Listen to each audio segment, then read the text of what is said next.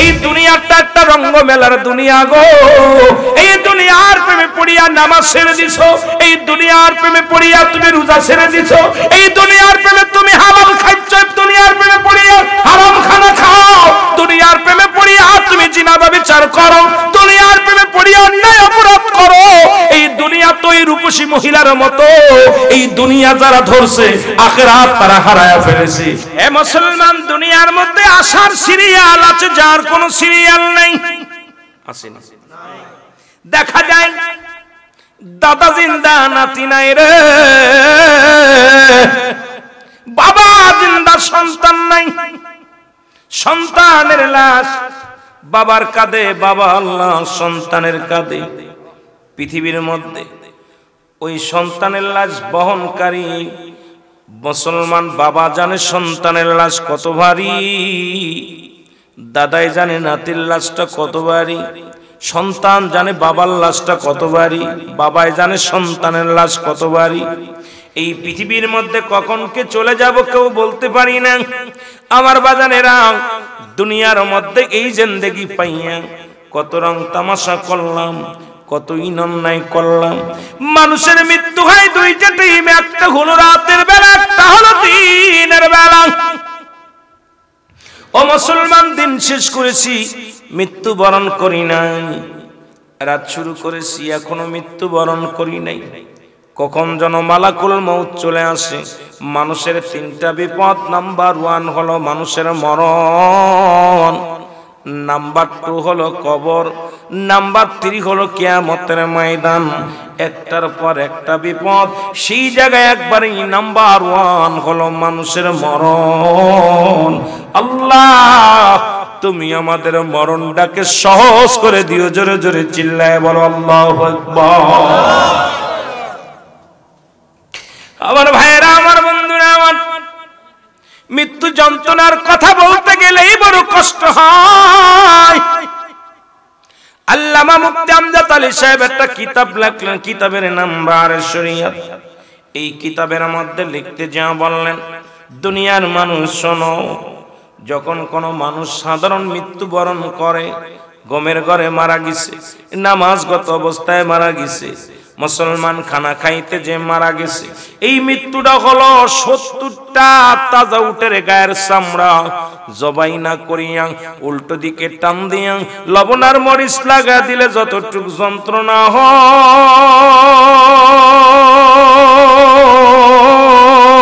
হয়, এর চাইতে 70 গুণ যন্ত্রণা হলো একটা সাধারণ মৃত্যু।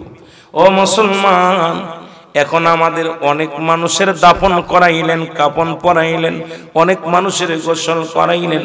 যারা মৃত্যুর সময় পায়খানা করে দেয়, মৃত্যুর সময় যাদের চোখটা বড় হয়ে যায়, মৃত্যুর সময় মুসলমান যাদের জিহ্বা বাইর হয়ে যায়, মৃত্যুর সময় অনেকের একটা অঙ্গ বেঁকা হয়ে যায়, তাদের মৃত্যুটা কত কঠিন হয়। জোরে জোরে চিল্লায় বলেন ঠিক কিনা?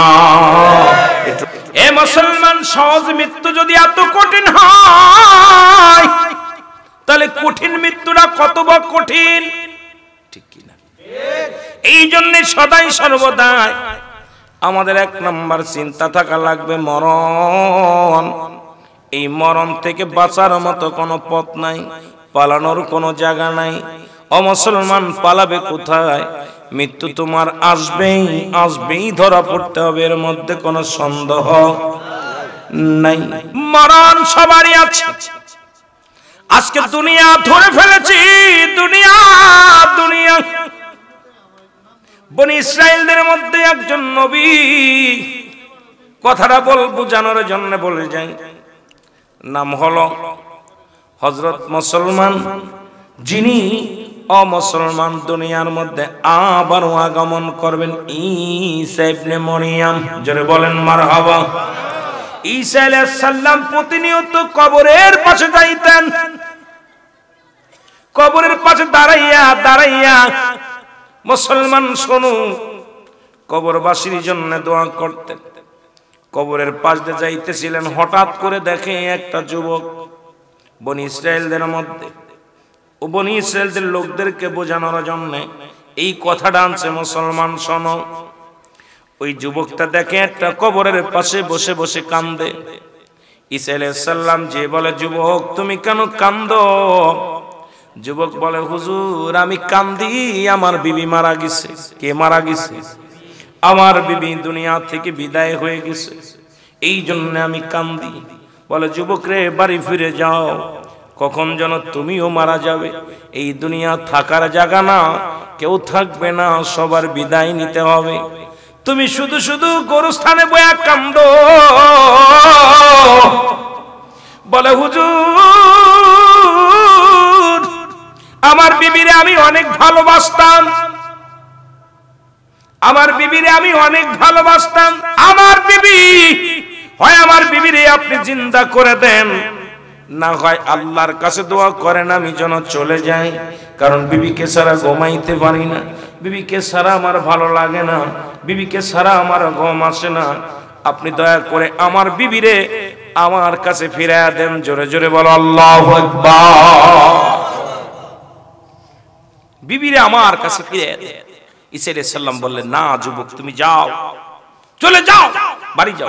হুজুর যতক্ষণ পর্যন্ত আমার বিবিকে হয় আমার বিবিকে ফিরাইয়া দিতে হবে, আর না হলে আমাকে আল্লাহ পাক যেন আজরাইল পাঠায়া দুনিয়া থেকে বিদায় করে দেয়, কারণ বিবিকে ছাড়া আমি থাকতে পারি না। ঈসা আলাইহিস সালাম বললেন, যুবক তোমার বিবির কবর কোনটা? বলে, এই যে এই কবরটা, পাশের কবরটা। ঈসা আলাইহিস সালাম ডাক দিলেন, সঙ্গে সঙ্গে কবরতে উঠলেন, একটা যুবক উঠে আসলেন। জোরে বলেন আল্লাহু আকবার।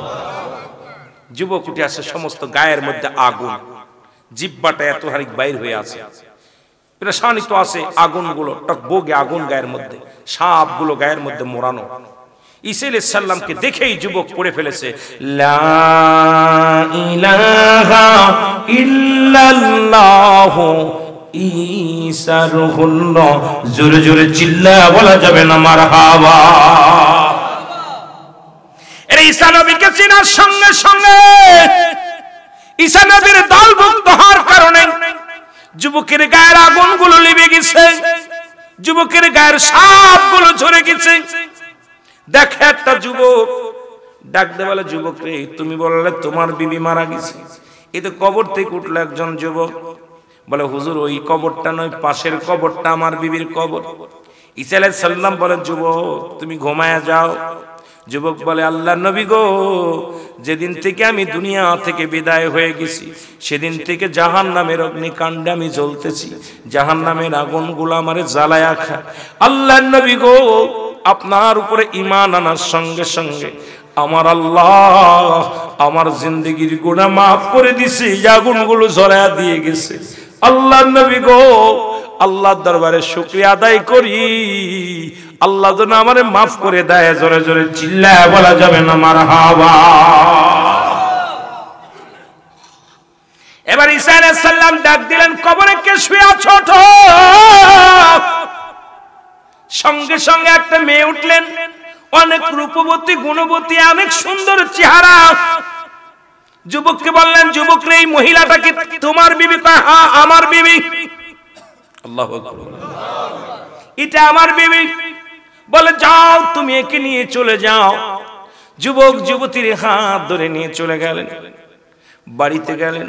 বাড়ি যায় বিবিরে কয়, বিবিরে তোরে হারাইয়া একটা দিন খানা খাই না, ঘুমাই না, তোমার প্রেমে পাগল হয়েছিলাম, তোমাকে পেয়েছি আমি ধন্য হয়েছি।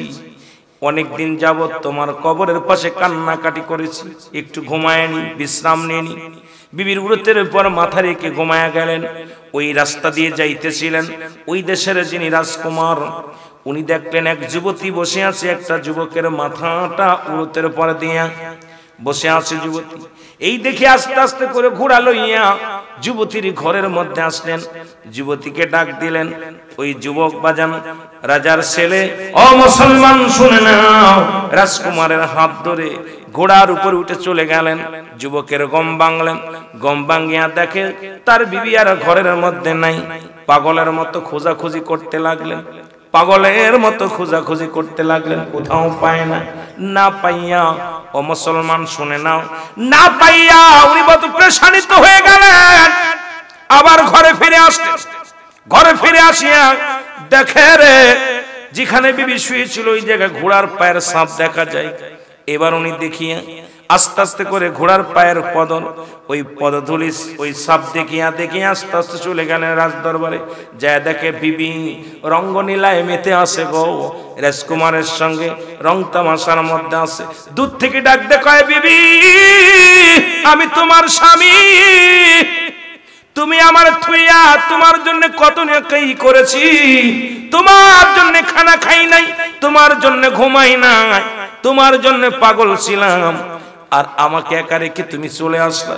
বিবি রে আয় আয়, আমি তোমার স্বামী। রাজকুমার বলে, মেয়েরে বলো কেউ? আমি চিনি না। জোরে বলো আল্লাহু আকবার। আমি ওনারে চিনি না। রাজকুমার কয়, তাহলে তোমাকে কেন বিবি বলে ডাক দেয়? কয়, জানি না, আমি চিনি না, ওর সাথে কোনো পরিচয় নাই, ওনার সঙ্গে আমি চিনি না, ওই যুবকরা আমি চিনি না। যুবক বলে, আমার বিবি। আর বিবি কয়, আমি চিনি না। রাজকুমার একটা খোলা তরবারি আনিয়া এক কবে দুই খন্ড করে দিলেন, খণ্ড করে দিলেন। দেয়া কয়, যুবক রে, যেহেতু আমার সঙ্গে রঙ্গ মিলায় আছে, এখন তুমি তোমার বিবি বলে দাবি করো, এটা মানতে পারি না। যুবক ইমানদার ছিল, বেঈমান হয়ে মারা গেলেন। বনি ইসরাইল লোকদেরকে বুঝাইলেন, দুনিয়ার মানুষ শোনো, এই দুনিয়াটা একটা সুন্দরী নারী, এই দুনিয়ার প্রেমে যে ব্যক্তি পড়বে আখিরাত তার শূন্য হয়ে যাবে, ঈমান হারান হয়ে যাবে। ঈসা আলাইহিস সালাম ইয়া দ্বারা প্রমাণ করে দিলেন, বনি ইসরাইল লোকেরা শোনো, দুনিয়া ছেড়ে দাও, দুনিয়া ছেড়ে দাও। ওই দুনিয়াটা একটা রূপসী মহিলা, আর ওই আখিরাত হলো আল্লাহর দ্বীনের জন্য তোমরা কামাই করো, জান্নাতের জন্য কামাই করো, আখিরাতের সদাই করো। দুনিয়া ছেড়ে দিয়া, এই রঙ্গনীলার দুনিয়া ছেড়ে দিয়া আল্লাহর ইবাদতে মশগুল হয়ে যাও। জোরে জোরে চিল্লায়া বলা যাবে না মারহাবা।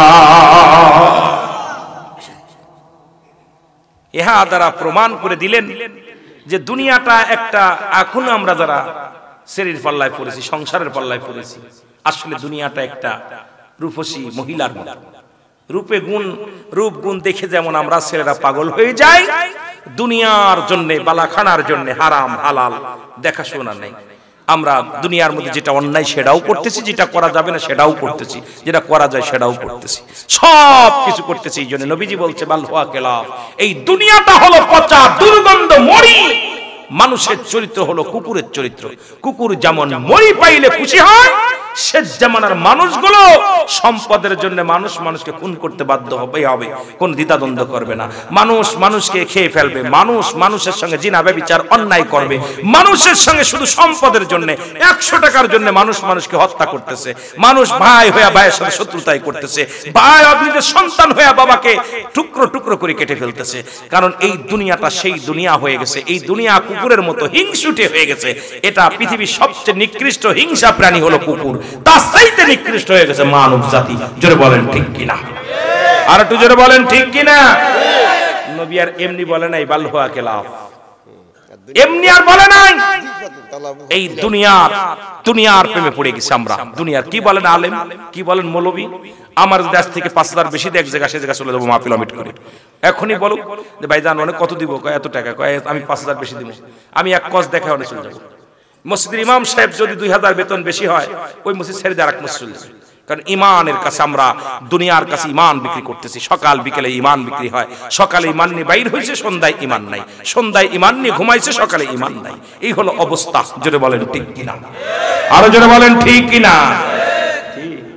ঠিক কিনা? কথা কই না? একটু মহব্বতের সঙ্গে দুরূদ শরীফ পড়েন, আল্লাহুম্মা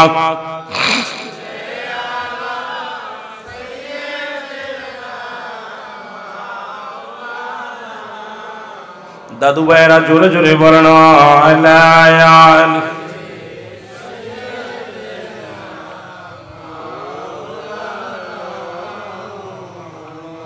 আমার ভাইরা, আমার বন্ধুরা, বলতেছিলাম নাম্বার 1 হলো মানুষের মরণ। মনে আছে? নাম্বার 1 হলো মরণ। এই মরণের চিন্তা আমাদের মধ্যে কি আছে কি নাই? নাই। থাকলে সুদ খাইতাম, ঘুষ খাইতাম, জিনা ব্যভিচার করতাম, অন্যায় করতাম। ইব্রাহিম আদম বালকের বাদশা ইব্রাহিম আদম, নাম শুনেছেন কিনা? জোরে বলেন, নাম কি শুনেছেন? উনি ছিলেন একজন জালিম। ওনার কথা অনেক জায়গায় লেখা হয়েছে, এক এক রকমের এক এক জায়গায়। উনি ছিলেন দামেস্কের বাদশাহ ইব্রাহিম আদম, উনি ছিল বলকের বাদশাহ ইব্রাহিম আদম, জোরে বলো মারহাবা। কিন্তু তার ভিতরে কোনো মরণের চিন্তা ছিল না। সুদ, ঘুষ, জিনা, ব্যভিচার, অন্যায়, জুলুম সবগুলো সে করতেন। মরণের কথা বলতে যে একটু কথা বলে আসি, তারপরে মূল আলোচনায় চলে যায়। কবরবাসীর স্মরণে আলোচনা, বাবারে তাদের রুহের মাগফিরাতের মাহফিল। আমরা আস্তে আস্তে আলোচনায় যাই। আল্লাহ তাকে একটা সতী সাথী নারী দান করলেন। বিবি সদা সর্বদাই বুঝায়, স্বামীরে অন্যায় করো না, এই দুনিয়া থেকে চলে যেতে হবে, থাকার জায়গা না, এই দুনিয়ায় কেউ ছিল না, থাকবো না। স্বামীর অনুরোধ করি, এই দুনিয়া আর বালাখানা ছেড়ে চলে যেতে হবে। স্বামী কোনো কথা শোনে না, বারণ শোনে না।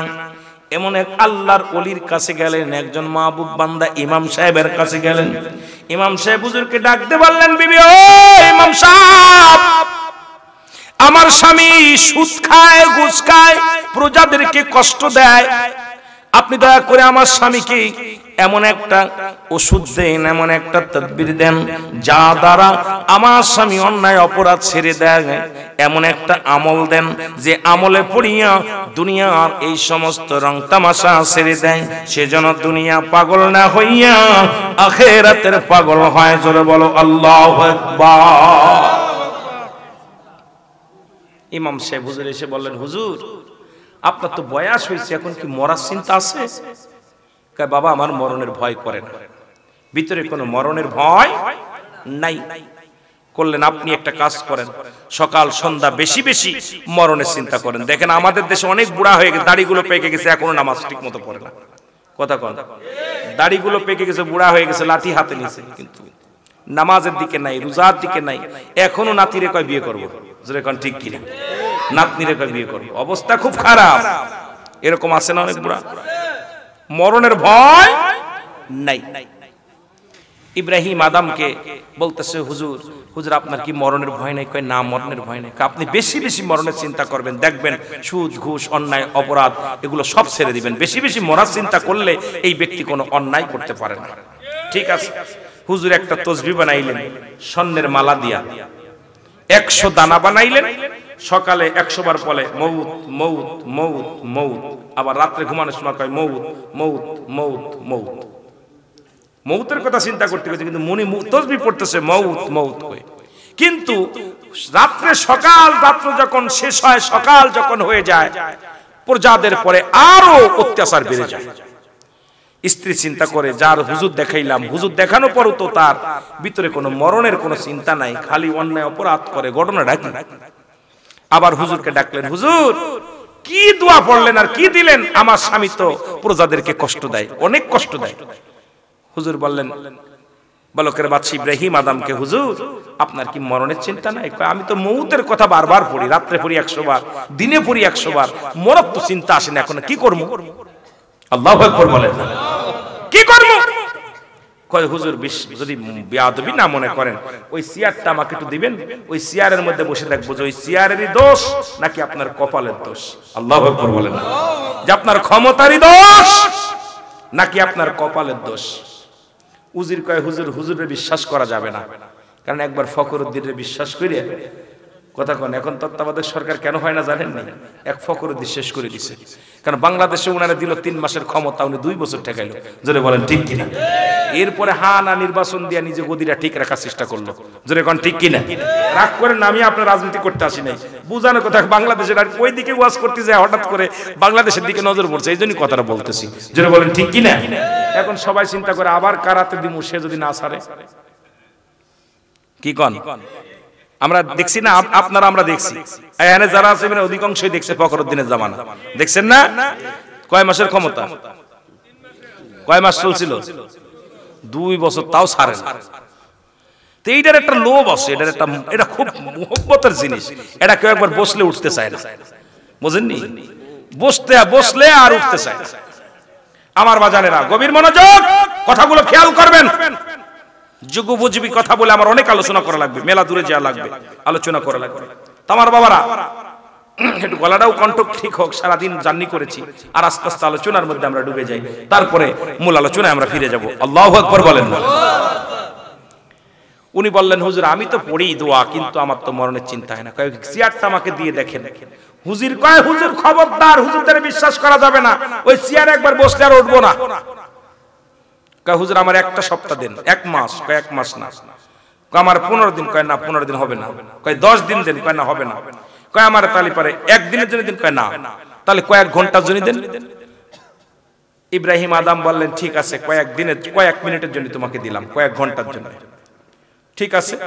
ইব্রাহিম আদম চেয়ার থেকে উঠে বসলেন, আল্লাহর মাহবুব বান্দা চেয়ারের মধ্যে বসলেন। বসে বলতেছে, প্রজারা বলো আমি কে? বলতেছে, আপনি তো মসজিদের ইমাম সাহেব। এই চেয়ারটা কে? বলে চেয়ারটা তো যিনি প্রধানমন্ত্রী তার। কয় কার? ইব্রাহিম আদম বলকের বাদশা যিনি, এই বাদশা এই চেয়ারের মধ্যে বসে একমাত্র বাদশা। তাকে এখন আমি বইছি, এখন আমি কে? কয় আপনি তো তাহলে হিসেবে আপনিই বাদশা। সুবহানাল্লাহ বলেন না। এখন আপনিই তো রাজা, প্রধানমন্ত্রী। বলে হ্যাঁ আমি প্রধানমন্ত্রী। কয়েক ঘন্টার জন্য আমি চেয়ারের মধ্যে বসলাম, এই গদির মধ্যে আমি বসে আছি, গদিটাও আমার, রাজ্যটাও আমার। বলে জি ঠিক আছে। ডাকতে বলেন, তাহলে আমি কে? বলে আপনি প্রধানমন্ত্রী। আপনি কে? প্রধানমন্ত্রী। উজিরকে কয়, উজির হ্যান্ডকাপ নিয়ে আসো। হ্যান্ডকাপ নিয়ে আসলেন। বলে রাজাকে গ্রেফতার করো, হাতের মধ্যে হ্যান্ডকাপ পরো। উজির কয়, হুজুর এটা কেমনে হয়? সারা জীবন যার কথা উঠলাম, যার কথায় বসলাম, আজকে তার হাতে হ্যান্ডকাপ পরাবে, এটা কেমনে হয়? হুজুর কয়, বেশি কথা না, কথা বললে গর্দান যাবে। যতক্ষণ পর্যন্ত আমি চেয়ারের মধ্যে আছি ততক্ষণ পর্যন্ত আমি প্রধানমন্ত্রী, আমি যেটা হুকুম দিবি তাই পালন হবে। দেরি নয়, তাড়াতাড়ি রাজার হাতে রশি লাগাও। জোরে জোরে চিল্লায় বলা যাবে না মারহাবা। রশি লাগাইছে। জল্লাদকে ডাকতে বলে, জল্লাদ তাড়াতাড়ি আয়। জল্লাদ চলে আসছে, খোলা তরবারি নিয়ে আয়, রাজাকে হত্যা করতে হবে। আল্লাহু আকবার। রাজাকে ইব্রাহিম আদমকে শিরচ্ছেদ করতে হবে। জল্লাদ বলে, এটা কি হুকুম দেন? সারা জীবন যার কথায় উঠলাম, যার কথায় বসলাম, যার হুকুমের নড়াচড়া হয় না, যার হুকুমের গোলাম আমি জল্লাদ, আজকে আপনি তার গলায় তরবারি দিয়া হত্যা করতে বলেন, এটা কেমনে হয়? হুজুর বলে, কোনো কথা নাই, হুকুম যেটা ওটাই হবে। আমি যখন হুকুম দিব সঙ্গে সঙ্গে রাজার দ্বিখণ্ডিত করে দিবে তরবারি দিয়া। খোলা তরবারি নিয়ে এইভাবে দাঁড়াইলেন। ইব্রাহিম আদম থরথর করে কাঁপতেছে, ঝরঝর করে চোখের পানি পড়তেছে, দরদর করে ঘাম ঝরতেছে। ইব্রাহিম আদমের ঝরতেছে। এবার বড় আশ্চর্য হয়ে গেছে, সবাই কাঁপতেছে, থরথর করে কাঁপতেছেন। লোকজন দেখে ইব্রাহিম আদম কাঁপে। যার জীবনে কোনোদিন চোখে পানি আসে নাই, তার চোখ দিয়ে পানি আসে। জীবনে যার ঘাম আসে নাই, গা দিয়ে সে ঘাম ঝরতেছে। ইব্রাহিম আদমের এই দৃশ্য দেখিয়া আল্লাহর মাহবুব বান্দা ডাকতে বলে, আল্লাহর বান্দা ডাকতে বলে, ইব্রাহিম আদম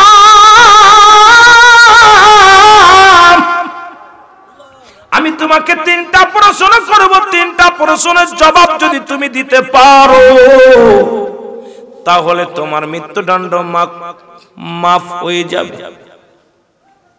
ইব্রাহিম কয়, তাড়াতাড়ি কোন কারণ, তাড়াতাড়ি বলেন। কয়, 3টা প্রশ্নের উত্তর যদি আপনি দিতে পারেন আপনার মৃত্যুদণ্ড রায় মাফ হয়ে যাবে। বলে কি বলেন? 1 নাম্বার আমি জানতে চাই আপনি এত কাঁপছেন কেন? বলে কাঁপছি এই জন্যে, জীবনে কত মানুষের ফাঁসি দিলাম,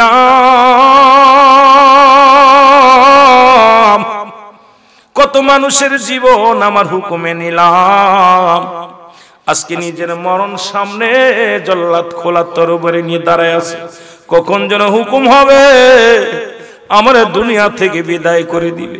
এই ভয়ে তরবারি দেখি আমি থরথর করে কাঁপছি। আল্লাহর ওলি কয়, নাম্বার 1 প্রশ্নের জবাব ঠিক আছে। জোরে জোরে চিল্লায় বলা যাবে না মারহাবা। দ্বিতীয় প্রশ্নের জবাব আপনার দিতে হবে, আপনি এত ঘামছেন কেন?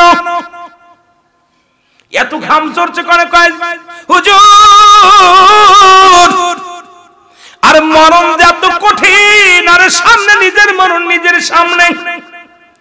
প্রেশানিত হয়ে যাচ্ছি, কোনো বুদ্ধি পাই না। এই জন্য কোন বুদ্ধি আমার কাজে লাগে না, কোন বুদ্ধি আমি গুছাইতে পারছি না, প্রেশানিত হয়ে যাচ্ছি। এই টেনশনে কোন চিন্তায় কোন ভাবে বাঁচা যায় এই বুদ্ধি আসছে না মাথায়। আমার নিজের বোকামি কারণে, নিজের ভুলের কারণে মৃত্যু সামনে, বাঁচা যায় কিনা কোন বিষয়, এই চিন্তা টেনশনে প্রেশানিত হইয়া আমার গা দিয়ে ঘাম ঝরছে। এবার আল্লাহর ওলি বলে, ডাক দে বন্ধু। বলে হ্যাঁ, দ্বিতীয় প্রশ্নের জবাব ঠিক আছে। নাম্বার 3 বলেন। কয় নাম্বার 3 আপনার কেন চোখ দিয়ে পানি বাইর হয়? বলেন আল্লাহু আকবার বলেন। কয় হারে, এত ধন সম্পদ, কত সুন্দর বাড়ি, কত সুন্দর বালাখানা গড়ে গেলাম, আরে এই রাজ সিংহাসন গড়ে গেলাম, দুনিয়ার সব কিছু ছেড়ে চলে যেতে হবে, এই প্রেসাই টেনশনে আমি কাঁদছি। আরে কিসের জন্য করলাম এসব? কিসের জন্য করলাম বাড়ি, করলাম গাড়ি, করলাম কিসের জন্য বালাখানা বানাইলাম? আজকে কেউ আমার না, আমি তো আমার নিজের না। আজকে নিজের কপালে নিজেরই কষ্ট, এই টেনশনে কাঁদছি। বলে নাম্বার 3 উপরে শোনো, জবাব ঠিক আছে। এবার বলে হুজুর,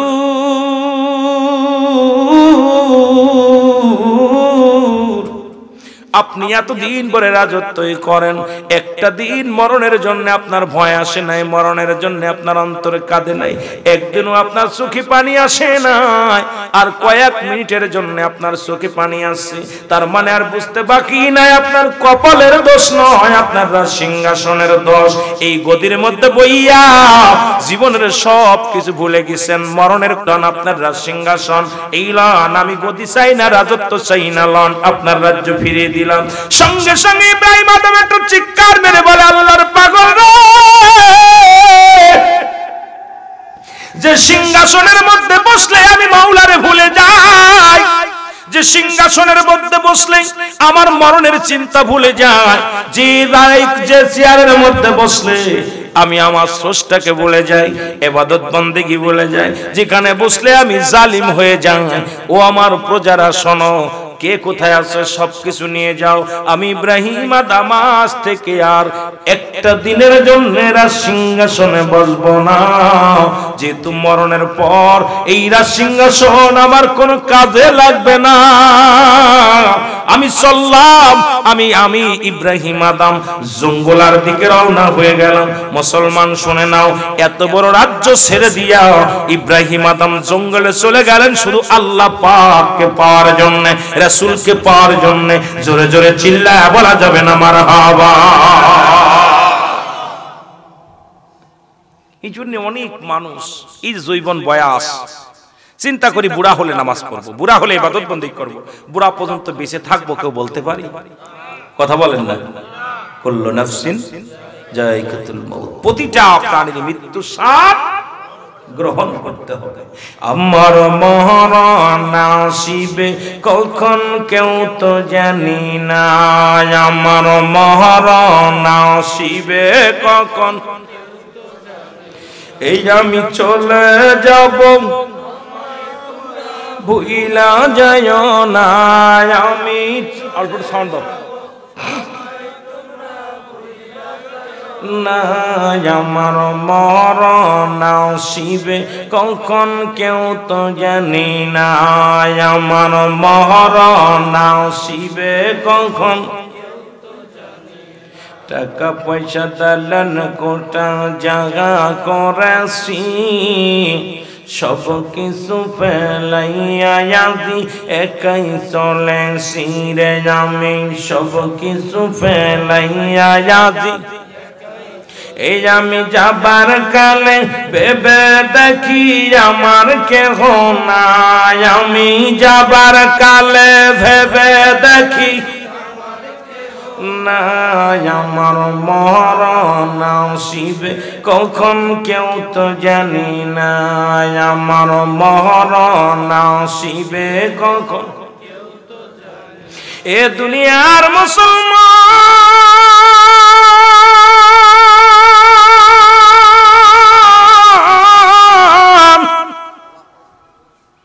এই মরণের পেয়ালা পান করতে হবে গো।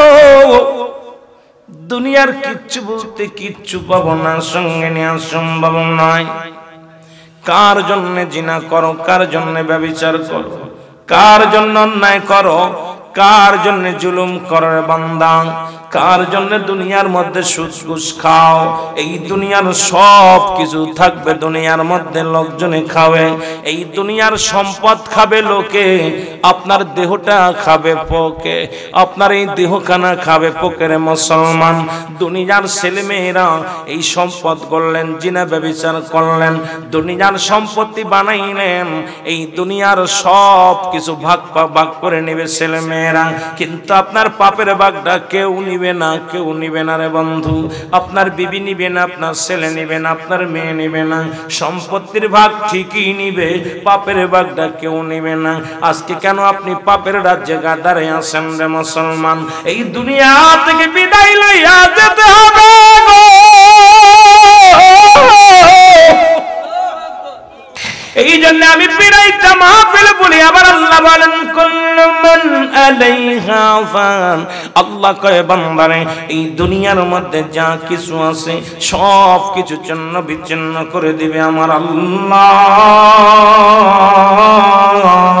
এই দুনিয়ার যত মুসলমান শুনে নাও, দিলের কান্ডা লাগা শুনে নাও, এই আসমান জমিনের মধ্যে যা কিছু আছে সব কিছু চন্ন বিচ্ছিন্ন যাবে গো।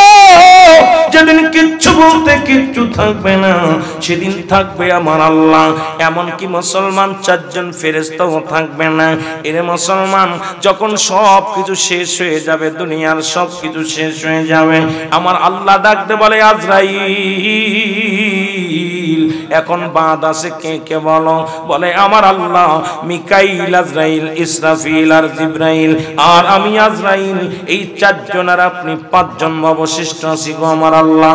আল্লাহ কয় আজরাইল রে, দুনিয়ার সব কিছু তো চূর্ণ বিচ্ছিন্ন করে দিলাম, এখন আর তুমি চলে যাও, চলে যাও জিবরাইলের কাছে চলে যাও, জিবরাইলের রূহটা বাইর করে আনো। জিবরাইলের রূহটা বাইর করা আনা হবে। আমার আল্লাহ বলবে জিবরাইলের রূহ কি কবজ হয়েছে? বলে হ্যাঁ। চলে যাও মিকাইলের জানটা নিয়ে আসো, মিকাইলের জানটা নিয়ে আসবে। এইবার ইসরাফিলের জানটা নিয়ে আসো। তিনটা রূহ যখন পড়ে যাবে, অবশিষ্ট থাকবে মুসলমান আজরাইল। আজরাইল আর আমার আল্লাহ। দিলের কান্ডা লাগা শোনা নাও রে মুসলমান, দিলের কান লাগা শোনো। আমার আল্লাহ ডাকতে বলবে আজরাইল,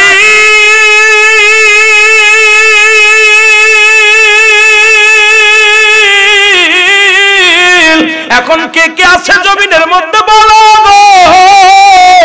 আজরাইল বলবে আমার আল্লাহ, এখন অবশিষ্ট আছি আমি আর আপনি, আপনি আর আমি কে আর মাত্র শুনলাম। আল্লাহ কয় যেহেতু তুমি আমার সৃষ্টি, আমি তোমার স্রষ্টা, সুতরাং আমার তো মৃত্যু নাই, তোমার মৃত্যু আছে। আজরাইল দেরি হবে না, তাড়াতাড়ি তোমার রূহটাও দিয়ে দাও। আরে মুসলমান শোনো, দিলের কান্ডা লাগা শোনো। আজকে কবরবাসীর স্মরণের মাহফিলে আলোচনা কি করব? যে দেশে গেলে ভাই বন্ধু বলে যায়, 6 মাস পরে বিবি ভুলে যায়, 1 বছর পরে ভাই বন্ধু ভুলে যায়, 2-4 বছর পরে আপনজন ভুলে যায়, কিছুদিন পরে আপনজনেরাও কবরের নিশানাও জানে না রে মুসলমান। আজকে কাদের জন্য এত বাড়াবাড়ি, কাদের জন্য জিন্দেগি? ও মুসলমান শোনো, আল্লাহ যেন আমাদের দয়া করে গুনাহগুলো মাফ করে দেয়। জোরে জোরে চিল্লায় বলেন না আমিন। আজরাইল ডাকতে বলে মালিক,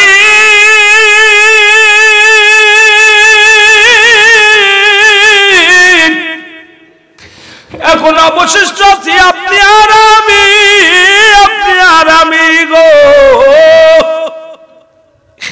আল্লাহ বলবে আজরাইল আর দেরি করো না, তোমার রূহটা বাইর করে দাও।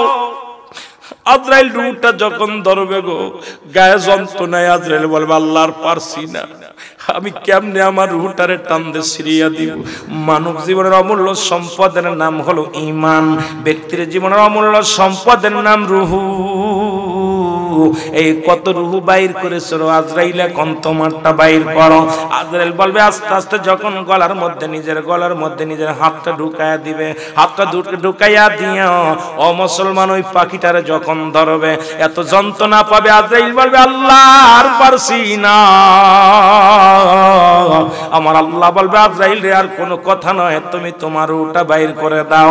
আজরাইল নিজের রুহটা যখন বাইর করতে যায় যন্ত্রণা পাবে, চিৎকার মেরে বলবে আল্লাহ মানুষের কত কষ্ট দিয়ে আমি রুহ বাইর করলাম গো,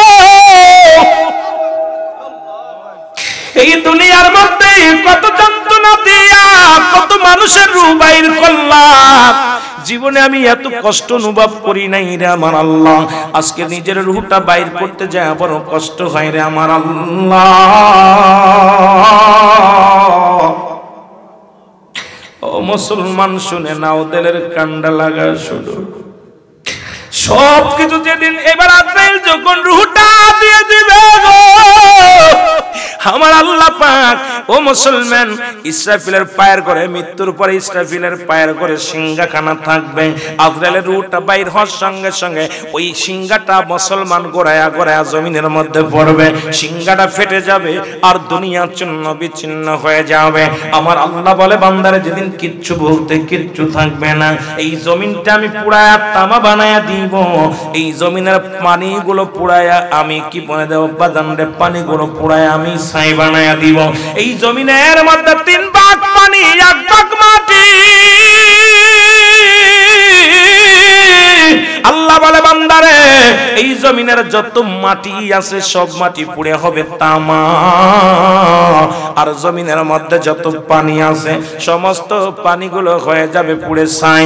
যেদিন কিচ্ছু বলতে কিচ্ছু থাকবে না, সেদিন থাকবে আমার আল্লাহ, আল্লাহ থাকবে আমার নবীর ভালোবাসা নিয়ে।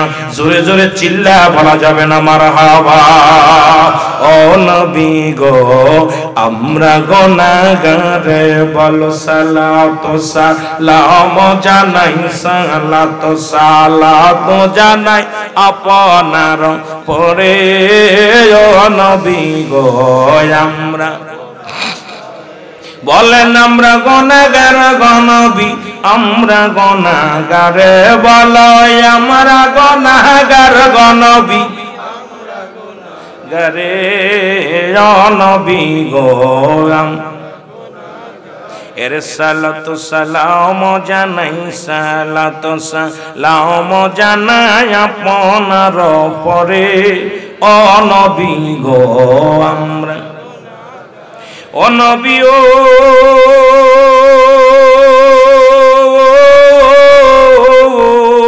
এই কোনাউরা পশ্চিম পাড়ার আশেকের দলে, ও নবী কোনাউরা পশ্চিম পাড়ার আশেকের দলে, কাদি নবী আপনার প্রেমে, কাদি নবী আপনার প্রেমে ভুইল না আমারে।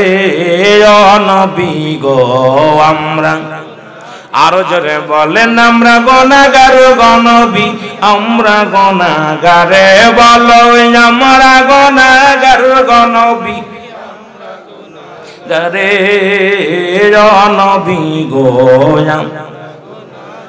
ও নবী ও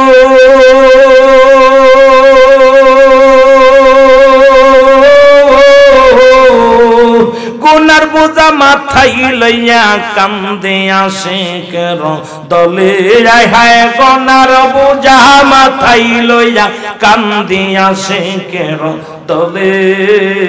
দয়া করো দয়াল নবী, দয়া করো দয়াল নবী, পাপী এ সংসারে আমি, পাপী এ সংসারে। ও নবী গো আমরা, আরো জোরে বলেন সালাত সালাম জানাই, সালাত সালাম আপনার পরে। ও নবী গো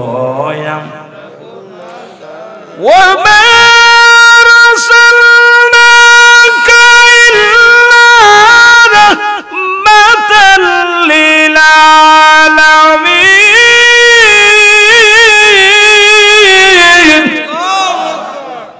মারহাবা বলেন, আর একটু জোরে বলেন মারহাবা। এ মুসলমান গভীর মনোযোগ, যেদিন থাকবে আমার আল্লাহ সেদিন থাকবে নবীর ভালোবাসা নিয়ে। এই জন্য নবী দুনিয়ার মধ্যে আসছে, নবী বলেন হায়াতি খায়রুল লাকুম আমার নবী বলে উম্মতিরা রে শুনে নাও, ও মুসলমান দিলের কান্ডা লাগা শুনে নাও। আল্লাহর নবী ডাক দিয়ে বলে উম্মতিরা গো,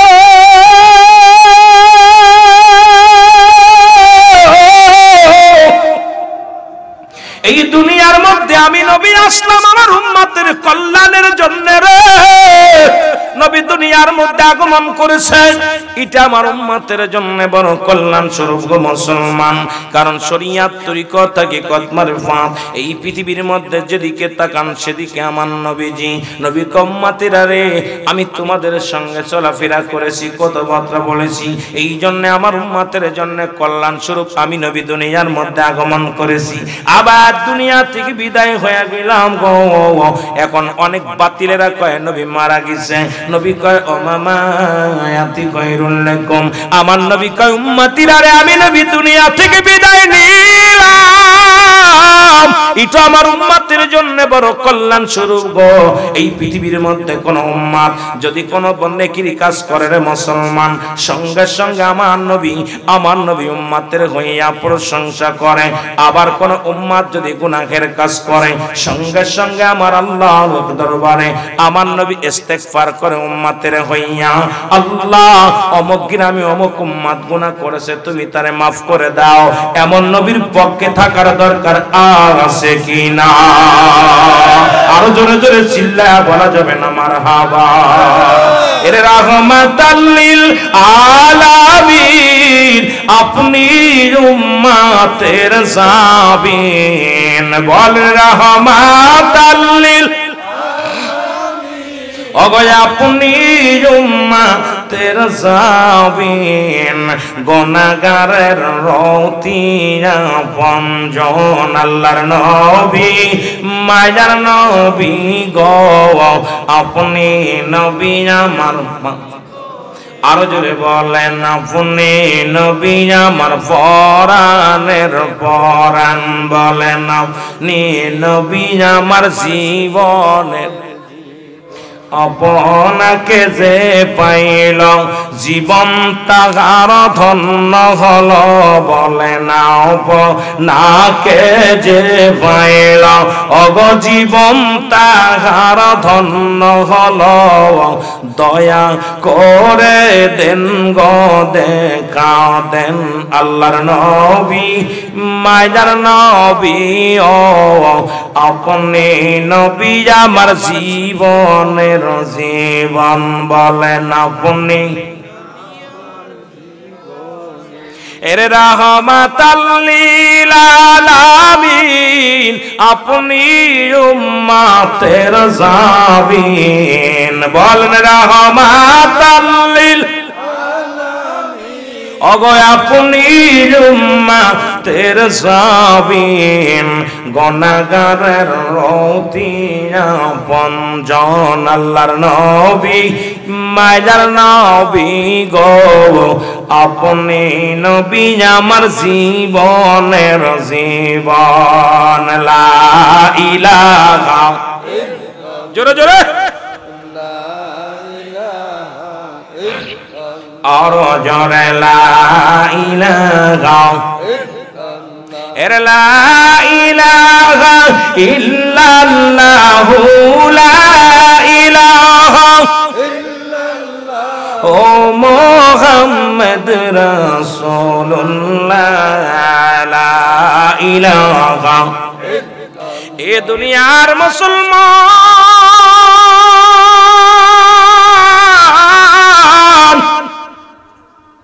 এরা মৃত্যুর কথা বলতে যা আমি একটু পিছিয়ে আসলাম, নবীর শান মানের মধ্যে ডুব দিলাম।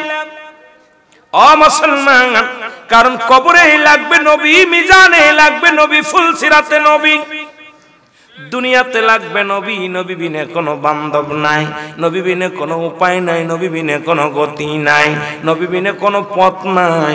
এই জন্য সুন্নিরা শুধু নবী নবী বিনা পাগল হয়।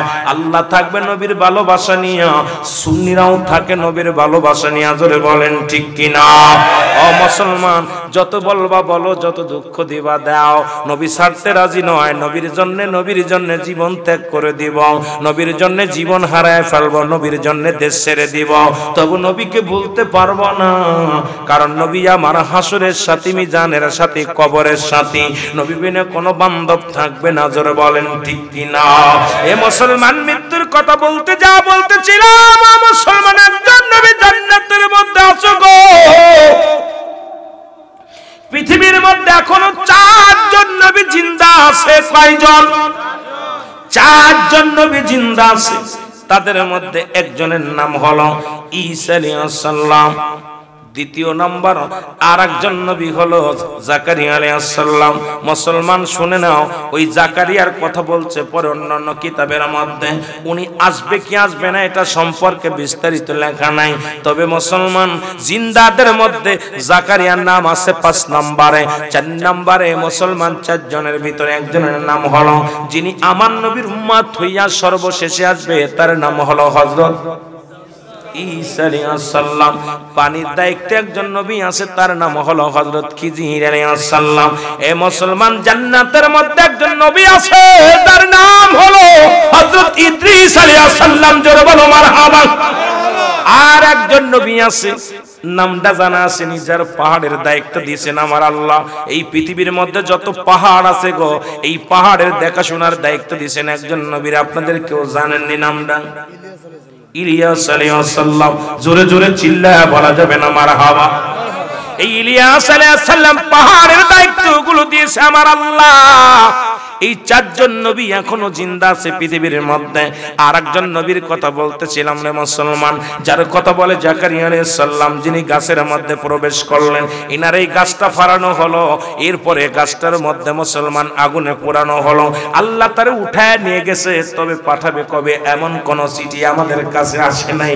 এমন কোন চিঠির খবর আমরা জানি না রে মুসলমান, শুনে নাও। তবে পৃথিবীর মধ্যে 4 জন নবী গো, ও মুসলমান শোনো, আরেকজন নবী হযরত ইদ্রিস আলাইহিস সালাম, যিনি জান্নাতের মধ্যে আছে, যার মৃত্যু হয়েছিল একবার, আবার জিন্দা অবস্থায় জান্নাতের মধ্যে আছে।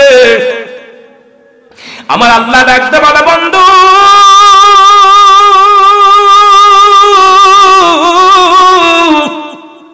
তুমি আমার জান্নাতগুলো পায়া কেমন মজা মেরে আসো গো। ইদ্রিস আলাইহিস সালাম ডাক দে বলে, আমার আল্লাহ তুমি জান্নাত বটে দিছো, অনেক নিয়ামত আছে গো আমার আল্লাহ। এই জান্নাতের অফুরন্ত ভান্ডার, দয়ার কোনো শেষ নাই। তবে তোমার আজরাইল আমার সাথে ভালো ব্যবহার করে না, আমার মৃত্যু যন্ত্রণা এখনো গা থেকে যাই না। আমার আল্লাহ ডাক দে বলে, আজরাইল,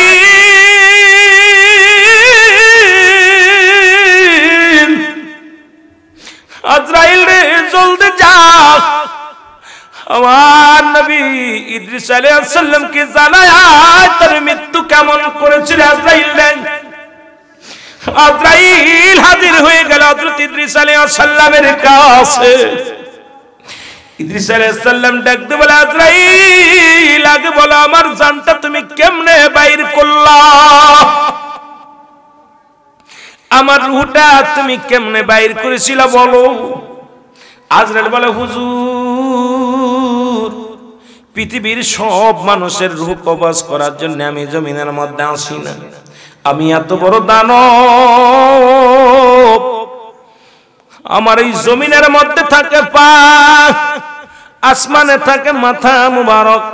পৃথিবীর সমস্ত পানিও যদি আমার মাথায় ঢেলে দেওয়া হয়, 1 ফোঁটা পানি জমিনের মধ্যে পড়বে না। আমি এত বড় দানব, এত উঁচা, এত বড় মুখ, লম্বা, এত বড় চওড়া। যদি কোনো খারাপ আত্মার মানুষের রূহগুলো বাইর করি, আসমান থেকে একটা হুক্কার মারি গো, রূহটা সঙ্গে সঙ্গে ফেটে যায়। তাদের আজ মৃত্যুটা হয় কঠিন, কঠিন থেকে কঠিন হয়। ও মুসলমান শুনে নাও, একমাত্র আল্লাহর মাহবুব বান্দাদের রূহটা বাইর করার জন্য আমি জমিনের মধ্যে আগমন করি। নবী গো, আপনার রূহটা আমি বাইর করলাম। মায়ের বুকে দুধ খাইতে খাইতে সন্তান যেমনি ঘুমা যায়, মায়ের বুকে দুধ খাইতে খাইতে সন্তান যেমনি ঘুমা যায়, এমনি ভাবে আপনার রূহটা আমি আসান করে বাইর করেছি। আপনাকে কোনো কষ্ট দিই নাই, আপনাকে কোনো ব্যথা দিই নাই, যন্ত্রণা দিই নাই। ইদ্রিস আলাইহিস সালাম চিৎকার মেরে বলে, আজরাইল,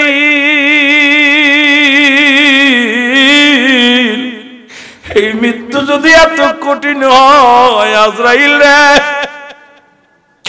এত সহজ মৃত্যু যদি এত কঠিন হয়, যাদের রূহটা তুমি জোর করে ছিনিয়ে নাও, যারা মরণের সময় পায়খানা করে দেয়, যারা মরণের সময় প্রস্রাব করে দেয়, যারা মরণের সময় চোখ দুটি বড় বড় হয়ে যায়, যাদের মরণের সময় জিহ্বাটা বাইর হয়ে যায়, তাদের মৃত্যুটা কত কঠিন হয়। আল্লাহ, ও আমার আল্লাহ, আমাদের মৃত্যুটা তুমি সহজ করে দিও।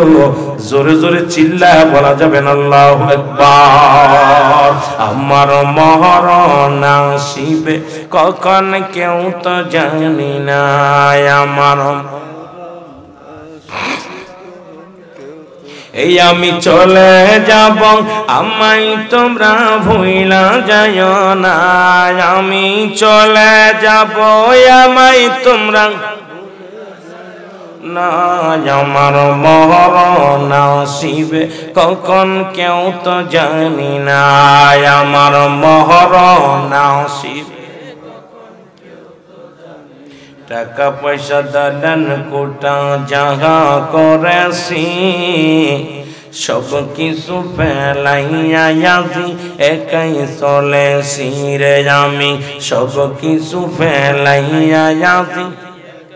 আমি যাবার কালে ভেবে দেখি আমার কেহ নাই, আমি যাবার বেলায় ভেবে দেখি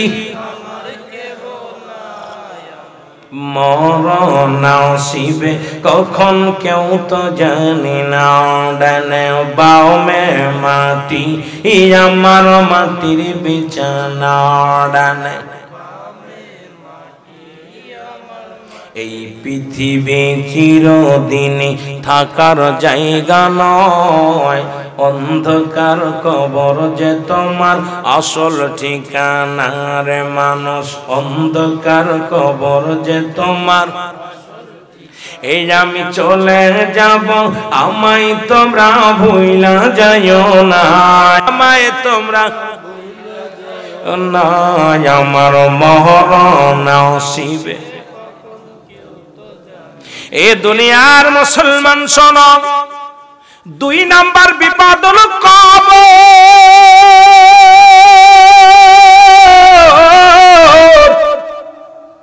এই মৃত্যুর যন্ত্রণার মধ্যে যদি থাকি রাত কেটে যাবে গো। যেহেতু কবরবাসীদের স্মরণের মাহফিল রে মুসলমান, দ্বিতীয় বিপদ হলো কবর। কবর বলতে বোঝায় আমরা বাড়ির আশেপাশে 3.5 হাত, এই কুনাউর পশ্চিম পাড়ার জমিনে 3.5 হাত গর্ত করিয়া আমতলা গাছতলা যাদেরকে শোয়ায় রাখা হলো, আমরা মনে করি এটাকে বলা হয় কবর।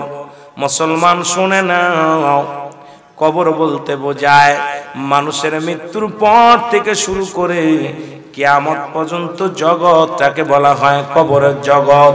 এই কবরটার জগৎটা বলা হয় কারণ আগুনে যারা পুড়ে মারা গেল তাদের কবর কোথায়, যাদের আঙ্গার কুমিরে খাইল তাদের কবর কোথায়, যারা মুসলমান পানিতে ডুবে মারা গেল তাদের কবর কোথায়। কবর বলতে বোঝায় মানুষের মৃত্যুর পর থেকে শুরু করে কিয়ামত পর্যন্ত জগৎটাকে বলা হয় কবরের জগৎ। বাজানরা দিলের কান্ডা লাগায় শুনে নাও, যখন কবরে যাবেন একজন ফেরেশতা আসবে, নাম তার নুমান ফেরেশতা। জোরে বলো আল্লাহু আকবার, আর একটু জোরে বলো আল্লাহু আকবার। অনেকে বলে কবরে শোয়ানোর সঙ্গে সঙ্গে মুনকার নেকির আসবে না, না, মুনকার নেকির আসবে পরে, আগে আসবে নুমান ফেরেশতা। আজরাইল আলাইহিস সালাম রূহটা নিয়ে যাবে, আর নুমান ফেরেশতা আপনাকে কবরে জিন্দা করবে। বাবারা একটু দিলের কান্ডা লাগায় শোনো, আজকে যারা কবরে শুয়ে আছে তাদের কথা একটু স্মরণ করো রে মুসলমান। এই দুজন কেরামন কাতিবিন, দুজন ফেরেশতা লিপিবদ্ধ করতেছে, পাপ পুণ্যগুলো লিখতেছেন। কবরে শোয়া পর এই মুনকার নেকির আসার আগে নুমান ফেরেশতার হাতের মধ্যে থাকবে দুইখানা টুকরা কাগজ। এই দুটি বাদান্ডে দুটি কাগজ পত্র থাকবে হাতের মধ্যে। এক কানার মধ্যে থাকবে তোমার জিন্দেগি, ভালো জিন্দেগি গো, আর একটা কাগজের মধ্যে থাকবে তোমার বদামল। একটার মধ্যে থাকবে নেকামল, আর একটার মধ্যে থাকবে বদামল। নুমান ফেরেশতা আসিয়া কবর থেকে উঠাইবে, ডাকতে বলবে, এ মুসলমান শোনো, এ রহমাতুল্লাহ পীর সাহেব ওঠো। আল্লাহু আকবার। কথার কথা বলতেছি রে বাবা। উঠাইয়া ডাকতে বলবে, মাওলানা সাহেব এই লন কাগজখানা হাতের মধ্যে লন।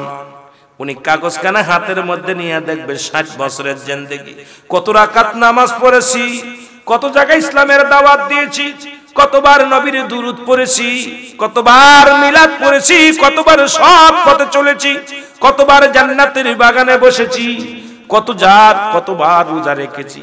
দুনিয়ার ওই 60 বছরের জিন্দেগি ভালো আমলটা বান্দার হাতে আগে ধরায়া দিবে, দিয়া বলবে, বান্দা এটা তুমি লেখো, কেরামান কাতিবিন দুজন লিখে রাখছে, এইটা তোমার নিজ নিজ হাতে লেখা লাগবে রে বান্দা, যার যার হাতে লেখা লাগবে। আজকে শুনে নাও বাবা, এ মুসলমান কুনাউরের জমিনের পশ্চিম পাড়ার বাবারা শোনো, যার যার আমল নামার তাত্তারে লেখা লাগবে। এ বন্ধু পালাবে কোথায় যাইয়া, পালানোর কোন জায়গা নাই। এবার বলবে, বান্দা তাড়াতাড়ি করে লেখো। বান্দা বলবে, আমি লিখবো, আমার কলম নাই। বলবে, কলম হলো তোমার ডান হাতের শাহাদাত আঙ্গুল মোবারক। আমার বাজানেরা, এই পৃথিবীর মধ্যে যত আঙ্গুলগুলো আছে সমস্ত আঙ্গুলের মধ্যে শ্রেষ্ঠ আঙ্গুল হলো শাহাদাত আঙ্গুল মোবারক। এই আঙ্গুলের মধ্যে সুন লাগাবেন না, এই আঙ্গুল দিয়ে অন্যায় করবেন না, এই আঙ্গুলটারে পবিত্র রাখবেন, যেটা রাসূল আকরাম সাল্লাল্লাহু আলাইহি ওয়াসাল্লাম চন্দ্রটাকে দ্বিখণ্ডিত করেছিল, আবার চন্দ্রকে ডুবাইছিল, আবার উঠাই ছিল। আল্লাহ পাক কি, আল্লাহ পাকের কি মহিমার মুসলমান। এই শাহাদাত আঙ্গুল মুবারক হবে কলম। এবার কলম পায়া বান্দা বলবে, আমি কলম পাইলাম, আমি লিখবো কি, আমার তো কলমে কালি নাই। আল্লাহর ফেরেশতা নুমান ফেরেশতা ডাকতে বল, বান্দা তুমি কলম পাইলা, কালি দাও গো। কালি হলো তোমার মুখের থুতু মুবারক। জোরে জোরে বল আল্লাহু আকবার। এই মুখ দিয়ে কাউকে গালি দেয়া যাবে না, এই মুখটা দিয়ে কাউকে গালি দেওয়া যাবে না, এই মুখটা দিয়ে কাউকে বাজান কষ্ট দেওয়া যাবে না, এই মুখ দিয়ে গাঁজা খাওয়া যাবে না, এই মুখ দিয়ে আবার খাওয়া যাবে না, এই মুখটারে পবিত্র রাখতে হবে, বিড়ি সিগারেট টানা যাবে না, এই মুখ দিয়ে কোনো হারাম জিনিস ভক্ষণ করা যাবে না। এ মুসলমান শোনো, এই মুখের থুতু মুবারক হবে তোমার কালি। জোরে জোরে চিল্লায় বলো মারহাবা। এরে হঠাৎ যদি যাই মরিয়া, পাড়াও পর শিবির করি যা, হঠাৎ যদি সাউন্ড বাড়াও না, কি করে গলা খেয়ে ফেলে। আরে দেখিতে আসিবে সবে আমার মরা লাশ, বলেন দেখিতে আসিবে সবে।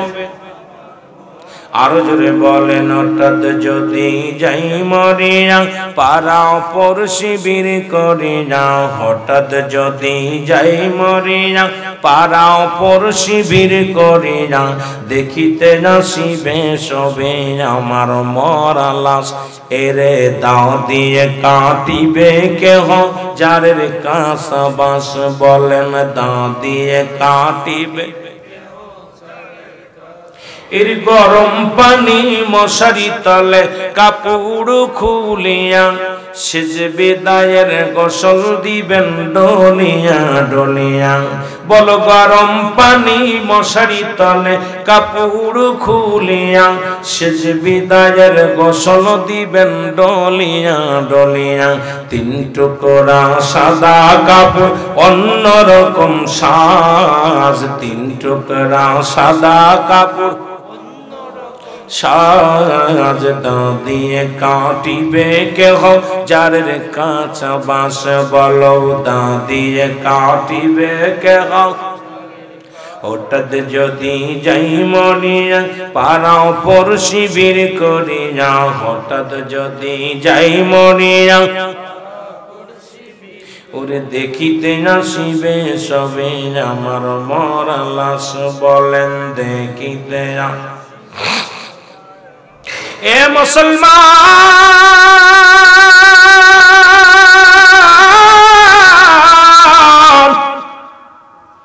আপনার আমলগুলো বান্দা বলবে আমি কালি পাইলাম এখন খাতা পাবো কই কাগজ পাবো কই 3 টুকরা কাপড়ের কাপড় দিবে গো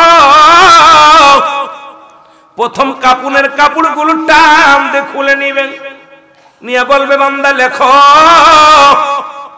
এই কাপড়ের ভিতরে কাপড়ের মধ্যে কাগজের মধ্যে লেখা শুরু হয়ে যাবে ও মুসলমান এই 40 বছর 60 বছর 50 বছরের জিন্দেগি যত ভালো কর্ম করেছেন লেখা হয়ে যাবে নোমান ফেরেশতা হাত থেকে কাগজটা ছিনিয়ে নেবে আবার আরেক টুকরা কাপড়ের কাপড় টান দিয়ে খুলে নেবে টান দিয়ে খুলিয়া বলে বান্দা লেখো এবার হাতের মধ্যে দিবে তুমি 40 বছর কত জায়গা কোন মহিলা নিয়ে গল্প করেছিলা কোথায় জিনা করেছিলা কোথায় অন্যায় করেছিলা কোথায় কোন মহিলা নিয়ে পার্কে গিয়েছিলা কোথায় গানের প্যান্ডেলে বসেছিলা কোথায় গাঁজা মদ খাইছো কোথায় তুমি অন্যায় জগতে জড়িয়ে গিয়েছিলা সব কিছু তোমার কাগজের মধ্যে লেখা থাকবে বান্দা চিৎকার মেরে ডাকতে বলবে ফেরেশতারা রে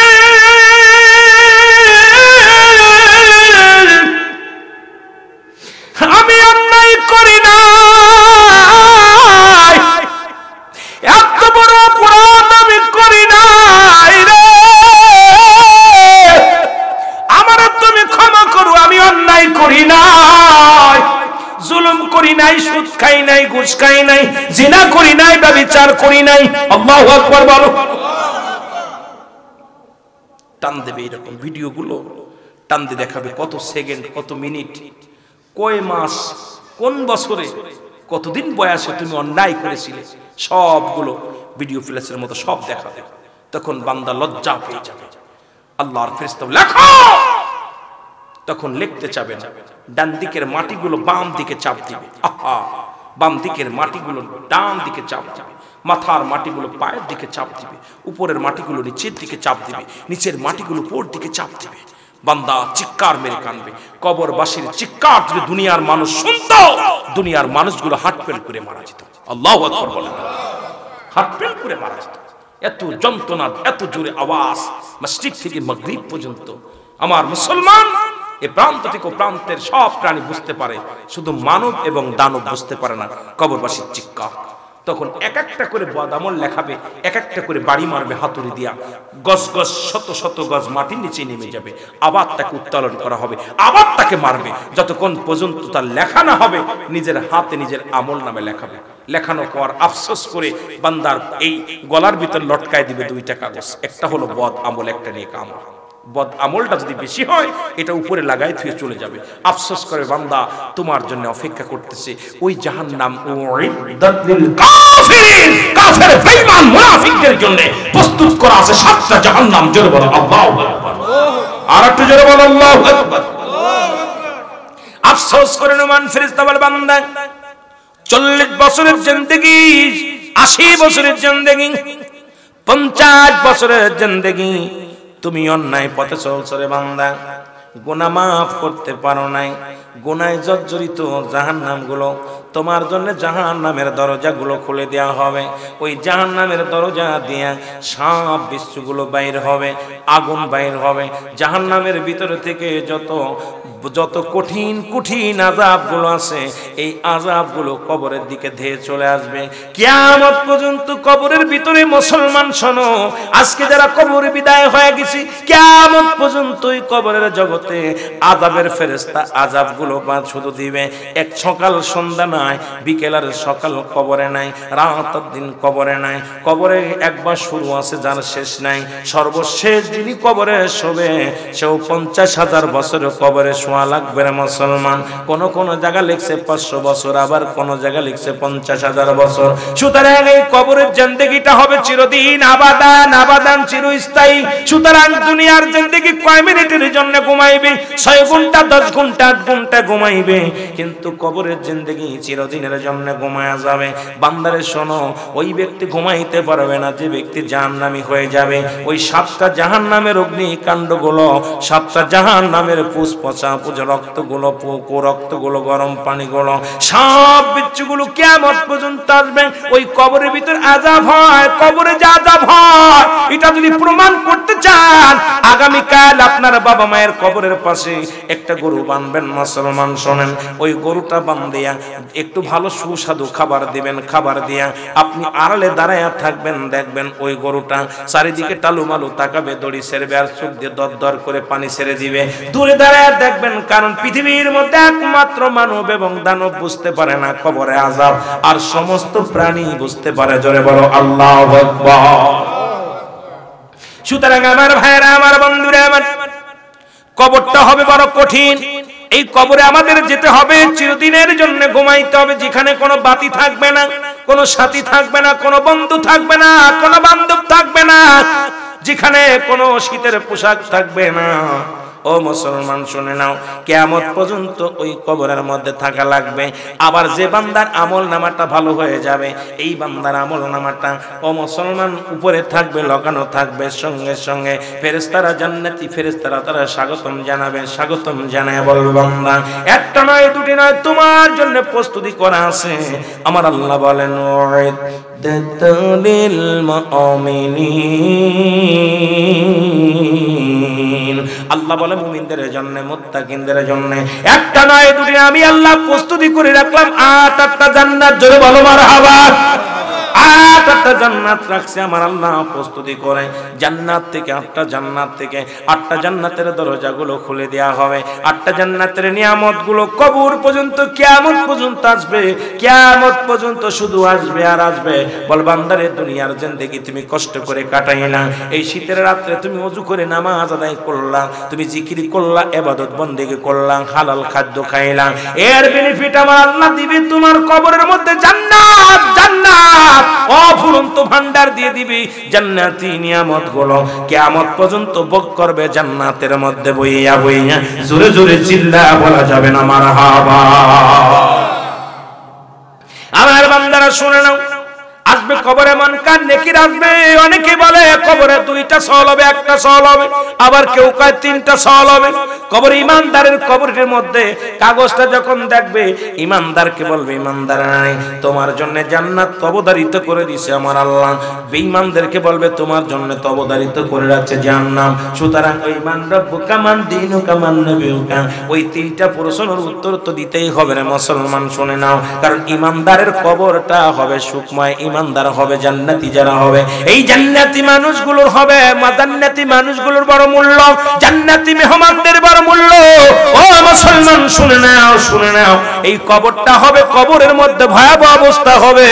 এই কবরটা এমন সন্নিহিত করে দেওয়া হবে, ওই আমরা শুইলাম, এক ডান দিকে শুলে বাম দিকে আর শুইতে ইচ্ছা করবে না, বাম দিকে শুইলে আর ডান দিকে শুইতে ইচ্ছা করবে না। এমন কঠিন কঠিন কবর হবে।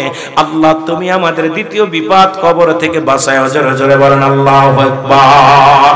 আল্লাহ তুমি দ্বিতীয় নাম্বার কবর থেকে আমাদের বাঁচায়, কবরের আযাব থেকে বাঁচায়। কারণ ধনী বলো গরিব বলো সবারই কবরে যা লাগবে, কবর কিন্তু কাউকে ছাড়বে না। জোরে বলেন ঠিক কিনা? রাজা বাদশা ফকির যেই বলেন না কেন, সবারই একই দেশে যেতে হবে।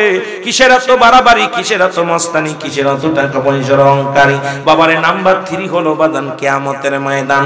এটা হলো তার সেইটারও বিপদ, যেখানে কোনো মুঠো হাত উপরে সূর্য উদয় হবে, মানুষের মস্তিষ্কগুলো গলে গলে পড়বে জমিনের মধ্যে।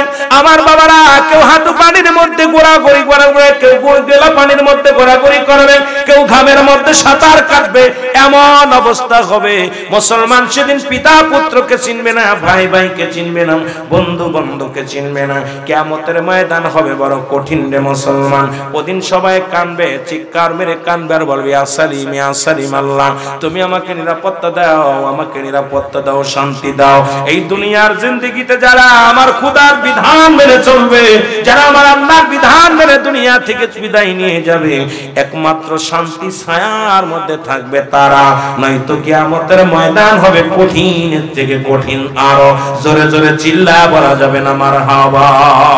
একটু জোরে জোরে চিল্লায় বল আল্লাহু আকবার। একটু মহব্বতের সঙ্গে দুরূদ শরীফ পড়েন আল্লাহুম্মা